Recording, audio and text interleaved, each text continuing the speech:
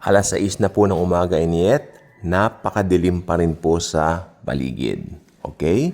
So, mas mahaba po ang gabi. Pero sa ating mga mananampalataya, mas mahaba, actually say, walang katapusan ang liwanag. Liwanag ni Jesus na tumatanglaw sa atin sa bawat araw ng ating buhay. Magandang umaga po mga ka-good vibes. Again, kumusta po kayong lahat? I know, by the grace of Jesus, kayo ay laging dinadatnan ng mga videong ito, ng mga vlogs na ito, na laging nasa mabuting kondisyon, kalagayan, at disposisyon sa mga buhay. Sapagkat ang biyaya ni Jesus kayang i-exceed ang lahat ng mga expectations natin. Mag-expect ka ng tricycle, bibigyan ka niya ng eroplano. Mag-expect ka ng piso, bibigyan ka niya ng bilyones. Ganyan ang Panginoon. No? Do not limit Him. He is unlimited. Dumako tayo sa ating topic ngayon. Ang topic po natin ngayon ay talagang masasabi ko way back 2011. Nung ito ay iprinit sa Singapore, nung pumunta kami sa isang Grace Conference, I was blown up. I was blown away. Kumbaga, nalaglag ang pangako nung ito ay marinig ko for the very first time during that time. Alam niyo sa Bible, pinagmamalaki ng iba, mas matagal na silang Kristiyano, nagbabasa sila ng Bible o nakakabasa ng Bible, pero wala yung mga tinatawag na revelations. Walang tinatawag na mga yung revelation, yung mga tipong pag nakita mo, ay oo nga may parallel nga yung mga tipong ganyan. Yes, sometimes nakakalungkot na all their lives hawak nila ang Biblia, pero hindi nila nakita yung mga nakatagong mga meaning or mga revelation sa bawat talata. No? Ito, napakasimple po nito. Comparison. Alam niyo si Jesus Christ, si Lord, kung meron man madalas siyang iparallel kung meron man tao na doon sa Old Testament na madalas siyang iparallel doon sa taong yon, yun ay walang iba kundi si Moises. No? Lagi siyang pinaparallel kay Moises. Oo. Yung iba pinaparallel siya kay David. Actually, si Jesus Christ po, you can parallel him sa lahat, almost sa lahat, kung hindi man, ng mga main characters ng Bible sa Old Testament. Pwede mo siyang iparallel kay Samson. Di ba? Si Samson, pwede rin siyang iparallel kay Joseph, the dreamer. Di ba? Mas kay Joseph, the dreamer, sapagkat actually, pareho sila ng kalagayan na ibinenta po sila, no?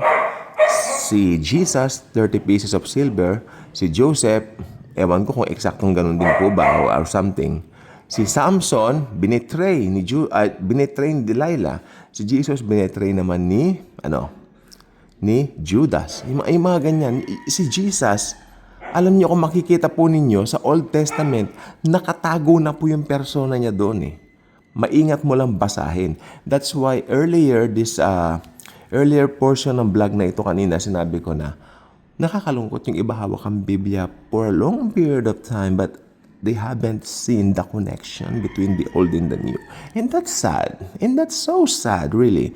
Dahil pinakamagandang, or should I say, joyful na feeling yung nakita mo na, you can connect everything sa Old Testament. You can connect Him to the Lord in the New Testament, in the New Covenant.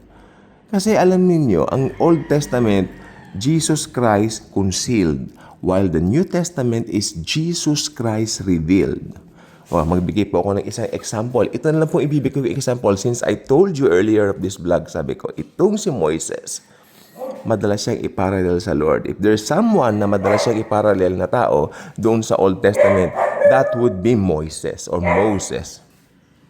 Kaya nga po, sabi ko po sa inyo, maraming pagkakahawig. Okay, ang nakita ko po rito pagkakahawig nung sanggol pa silang dalawa.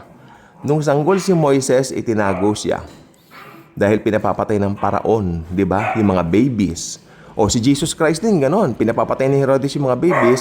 They had to keep the Lord. Nung bata pa siya, nung baby pa siya, nagtago sila sa Egypt. Nakakatuwa lang po. Yung dating lugar, tingnan niyo to yung dating lugar na iniiwasan ng mga kamag-anak ni Moises. Kasi nandoon yung paraon. Tingnan niyo nandoon yung paraon sa Ehipto. Ang paraon ay isang Egyptian, no? Tingnan po niyo mabuti po ito. Okay? Tinataguan ng mga magulang ni Moises yung paraon. Kasi pag nalaman niyang may baby, papapatay niya.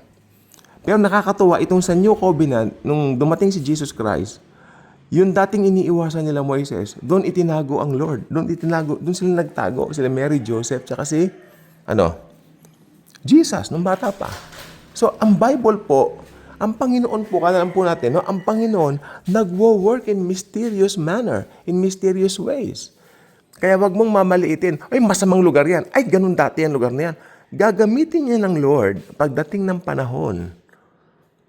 Sa kanyang sariling takdang panahon, sa kanyang takdang kapanahunan. Gagamitin niya yan. Kaya everyone can be used by the Lord. Mabalik po tayo sa topic po natin. Tinago si Moises, natatakot sila sa paraon. Itinago si Jesus, natatakot sila saan? Natatakot sila kay Herodes, di ba? Takot sila kay Herodes dahil pinapapatay niya ang mga sanggol. Kaya itinago ni Mary. Actually, kay Mary at Joseph, hindi po takot ang udyok doon. Sumunod po sila kay Gabriel. Sabi ni Angel Gabriel, itago niyo ang bata, pumasa Ehipto kayo for the meantime dahil hinahanap at tinutugis siya ni Herodes. Papapatay niya yung bata. No? Ang plano ng Diyos matutupad kahit na ano po ang mangyari. Kaya hindi niya mapapatay yung sanggol na si Jesus. Hindi po ba? Yun, parallel po yun. No? Yan ang parallel ni Moises at ni Jesus. At ngayon, isang magandang parallel na makita po natin dito ay yung persona ni Hesukristo at ni Moises. Or should I say, persona muna ni Moises at ni Jesus. Kasi later on, dumating si Jesus, nagkatawang tao. Pero bilang Diyos, si Jesus, makinig pong mabuti, wala siyang simula at wala siyang wakas. He is the Alpha and the Omega. So we can trust Jesus in everything na mga pinagdadaanan natin sa buhay natin. We can be sure of that. Okay. Si Moises, nung nagpunta siya sa Mount Sinai, ang tagal niya, di po ba? Nung dumating si Moises at nakita siya ng mga tao na dala-dala na yung dalawang tinapyasang bato, no? Ng Ten Commandments, syempre. Dala niya yung dalawang tapyas na bato, nandun yung Ten Commandments of God, the Lord, no?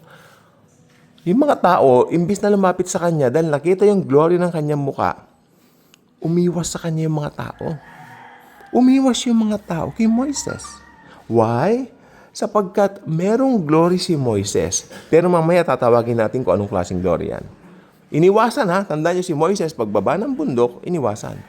Si Jesus Christ naman, makinig po mabuti, nung siya po ay nangangaral sa bundok, pagbaba pa lang niya, sinusundan siya ng mga tao. Sinusundan si Lord Jesus ng mga tao. Hindi siya iniiwasan, sinusundan siya.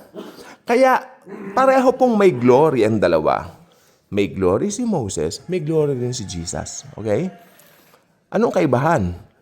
Yung glory nga lang ni Moises. Ano yun? Ang tawag doon, faded glory. Nagfe-fade yung glory. Nagfe-fade sa katagalan. Tipo ngayon, banal na banal ka, mag-islap ang mukha mo, iniiwasan ka. Pero later on, yung glory niya, nawawala yan. Pero yung glory mismo ni Jesus, or should I say, Jesus Christ Himself is the person of glory. Pagkagaling pa lang niya sa bundok, nakita siya ng mga tao. Alam niya may palabas nung last decade, mga 2014, yung pinalabas sa sine, pinanood ko yan dito sa sa Mega Mall, sa MOA yata ako nanood sa MOA, sa Mega Mall. Pinanood namin yung Son of God. May isa na roon, nangangaral yung Pariseo. Nakikinig yung mga bata. Pagkatapos, nung yung mga bata, nakita nila si Jesus, it's Jesus! Kanila. Iniwan nila yung Pariseo, yung nag-preach. Tawa ako ng tawa doon, kumakain ako ng popcorn.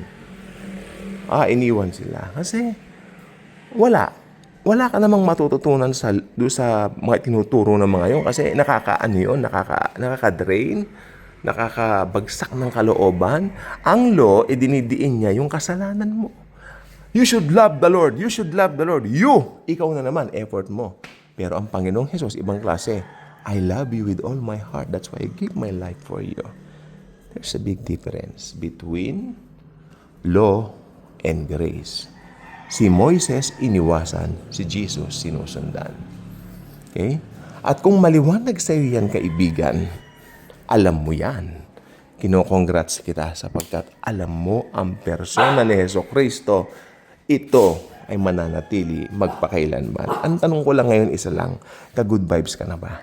Sapagkat kung hindi pa inaanyayahan kita mula sa bottom ng aking puso, na mag-subscribe ka naman. I-share mo ang video ito kung na-bless ka, which I do believe you are blessed. No? Share it and ang tawag dito, let someone be blessed by these messages, especially this message about the glory of the Lord Jesus Christ Himself.